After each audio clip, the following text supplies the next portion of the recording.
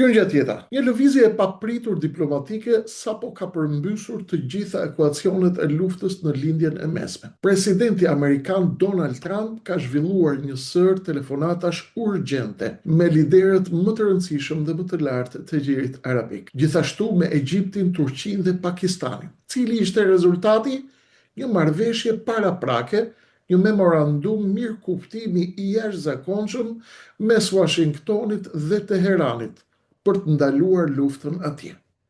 Skenari parashikon hapjen e ngushticës Hormuzit dhe lehtësimin pjesërisht të bllokadës ekonomike amerikane ndaj porteve dhe fondeve iraniane të bllokuara deri në këtë moment.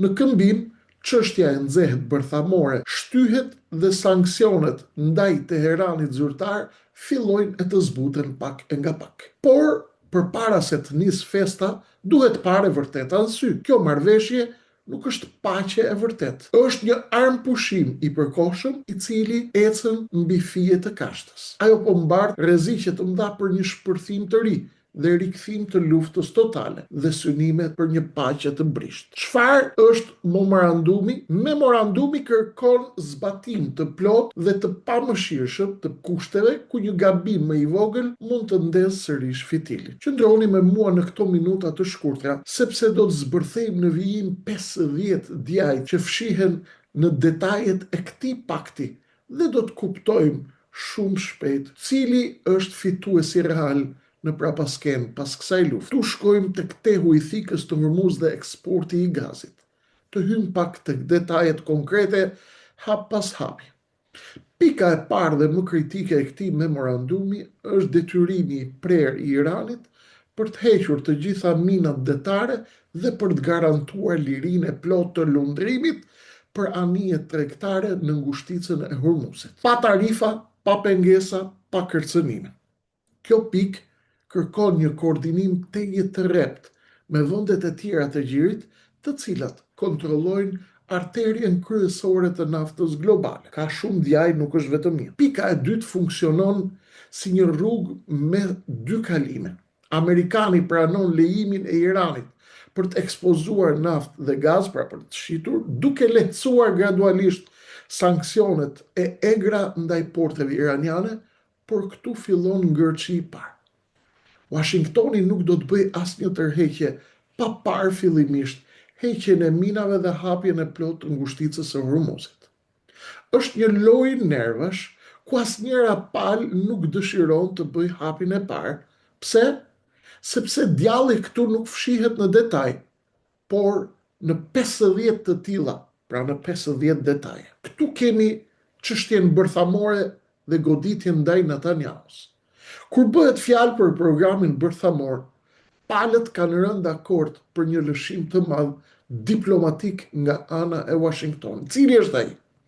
Është vendosur hapja e një linje negociatas shtesë mes Shteteve të Bashkuara të Amerikës dhe Iranit, me synimin e vetëm për të kufizuar programin bërthamor të Teheranit në të ardhmen.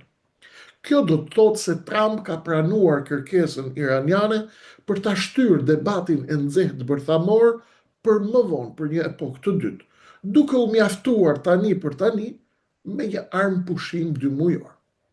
Ky armë pushim përfshin diskutimet për tërheqjen e forcave amerikane nga zonat e konfliktit dhe ndalimin e luftimeve në të gjitha frontet, duke përfshirë edhe jugun e Libanit, atje ku është grupi proksi i Iranit, Hezbollah e Libanit. Por pika më e rrezikshme që ka tronditur shtetet aleatat e Amerikës është ndalimi i përdorimit të forcës mes dy vendeve pas nënshkrimit të marrëveshjes, duke kërkuar respekt reciprok. Ky vendim përbën goditje të rëndë për kryeministrin izraelit Benjamin Netanyahu, i cili shihet i izoluar në planin e tij për një sulm të menjëhershëm dhe shkatërues ndaj Teheranit. Një natë më parë, unë ju kam folur për një pikë dhe një klauzol e cila ishte në diskutim në ato momente, vetëm një natë më parë, prandaj ju kam thënë që çështjet lëvizin nga minuta në minutë dhe ju pata thënë që është një pikë, një klauzol e cila i jep të drejtën Izraelit më pas dhe Benjamin Netanyahus që në qoftë se ndjehet i targetuar nga Irani, të bëj lëvizje dhe goditje të tjera, të cilat ai sheh të arsyeshme për të parandaluar një rrezik hipotetik që vjen nga Irani. Ky ekuilibër i vendosur me vendimin e Trumpit dhe me telefonatat me aktorët e tjerë ndërmjetësues dhe faktorët e tjerë të rajonit, ky ekuilibër mund të shëmbet në çdo sekond. Pse? Irani, nga ana tjetër, ka paralajmëruar se do të anullojë menjëherë marrëveshjen nëse Izraeli vijon operacionet në jug të Libanit. Nga ana tjetër, Trump i ka dhënë dritë jeshile Netanyahus të vazhdojë sulmet e forcave izraelite nëse ato do të ndjehen të provokuara nga forcat e Hezbollahve në Liban. Shkojmë tek loja e uraniumit dhe propaganda e dy fituesve. Ndërsa situata në terren mbetet e ngrirë, lufta e propagandës ka arritur kulmin. Udhëheqësi suprem iranian ka nxjerrë një fetva të prerë që ndalon rreptësisht transferimin e uraniumit të pasuruar jashtë territorit të Iranit.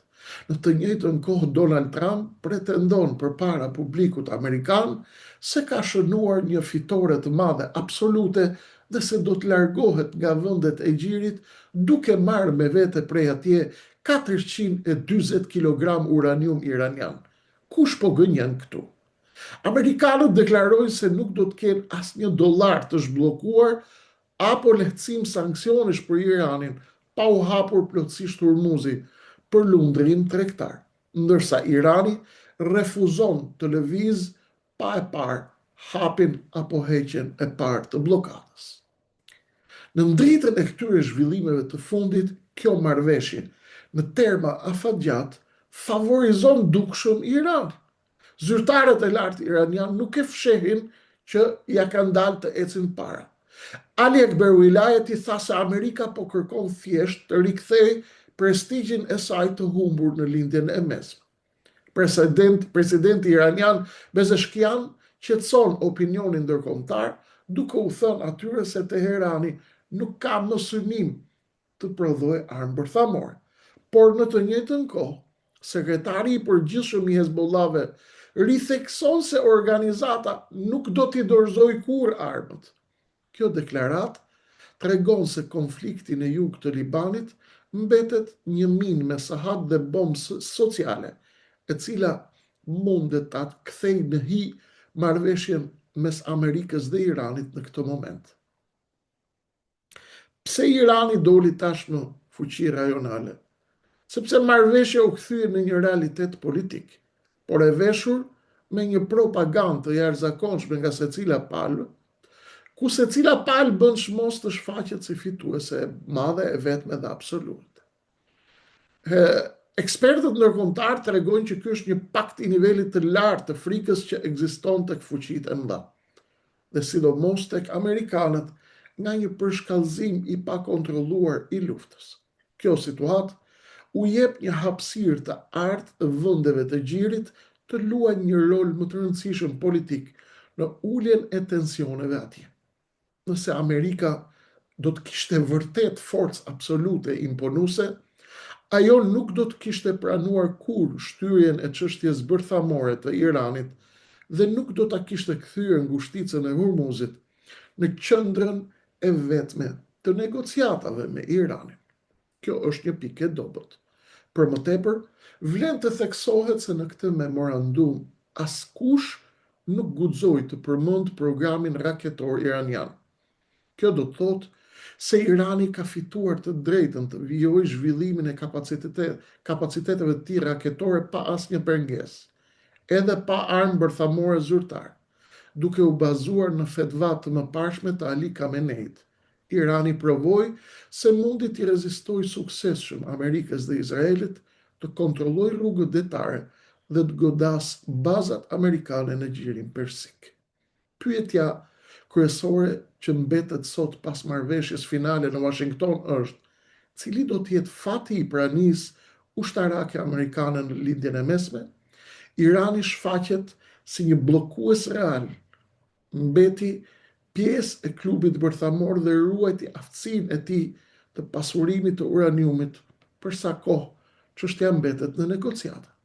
Çdo shkelje nga Washingtoni do t'i japë Teheranit justifikimin perfekt për të rritur pasurimin e uraniumit deri në 60% për të prodhuar një bombë të freskët bërthamore, të freskët fare, dhe për t'i vënë flakën të gjithë rajonit, mënyrën dhe në momentin që duhen, atë kali i Trojës dhe shenjat e rikthimit të luftës. Nëse bëjmë një krahasim të ftohtë me situatës përpara luftës, rezultati është i qartë. Irani sot është bërë politikisht më i fortë dhe më i njohur globalisht. Ja doli të imponojë kushtet e tij. Gjithçka që bëri Donald Trump ishte shkatrimi i disa objekteve dhe eliminimi i nivelit të parë të lartë të zyrtarëve. Pas 2 vitesh, Teherani mund të rikthehet edhe më i fuqishëm, edhe nëse humbet përkohësisht uraniumin e pasuruar. Garda revolucionare në drejtimin e Ahmed Wahidit mund ta bindë lehtësisht udhëheqësin suprem se humbja e uraniumit nuk peshon më asgjë, pasi që askush nuk përdor realisht armë bërthamore në kohët e sotme, kur ekzistojnë mijëra mënyra të tjera për frenim strategjik, si armët kimike dhe dhjetra mijëra raketa balestike të gatshme për të goditur, për të shqetësuar dhe për të roditur Izraelin aleatin e madh. Për 50 vite me radhë, ushtritë amerikane kanë qëndruar në gjirin arabik për të mbrojtur burimet e energjisë, aleatët dhe dominimin e tyre absolut në lindjen e mesme. Por sot ata po largohen, ngushtica e Hormuzit u kthye në një kal troje që përmbysi ekuilibrat e fuqisë. Në këmbim të hapjes së saj, Irani po rikuperon fondet e ngrira, po merr lehtësim sanksionesh dhe po siguron ndihmë ushtarake dhe teknologji të luftës elektronike nga Rusia dhe Kina si shpërblim për qëndresën e tij. Kjo e paraqet Amerikën në një moment tërheqje dhe e vendos Izraelin në një plan të dytë dhe në rrezik real, pasi marrëveshja nuk e ndalon Iranin të furnizojë aleatët e tij përmes rrugëve alternative, me anije ruse apo me anije kineze. Loja po ndryshon, edhe pse ekziston një hapësirë që Netanyahu mund ta përdorë atë her pas here për të avancuar në jug të Libanit nëse sulmohet nga Hezbollah, kjo do ta çonte rajonin drejt një rikthimi të shpejtë të luftës totale. Shenjat e dështimit të paqes do të ishin të qarta. Largimi i delegacionit iranian drejt Pakistanit, afrimi i anijeve luftarake europiane në gjirin e Omanit dhe tërheqja e marinës amerikane më larg brigjeve për t'u shmangur raketave iraniane është fakt. Por shenja më e madhe do të jetë mbyllja e hapësirës ajrore izraelite dhe zhurma e avionëve luftarak dhe bombarduesve strategjik B-2 Spirit mbi Jordanin dhe mbi Sirin. Nëse kjo marrëveshje mbijeton, rajoni do të shohë një realitet të ri ndërtimit të Iranit dhe normalizimit marrëdhënieve me vendet arabe, ndërsa Libani, Siria dhe Palestina do të mbeten vatra përplasjesh të nxehta. Mesazhi i fundit i këtij investigimi është një thirrje për gjithë ju për të parë realitetin me mendje të hapur. Është koha që kombet të mësojnë nga zhvillimet, të lënë pas konfliktet historike dhe të hapin rrugë gjeneratave të reja për të ndërtuar të ardhmen e tyre përmes dijes, përmes shkencës, si rruga e vetme për një jetë me dinjitet, për një jetë me nder dhe për jetë me krenari.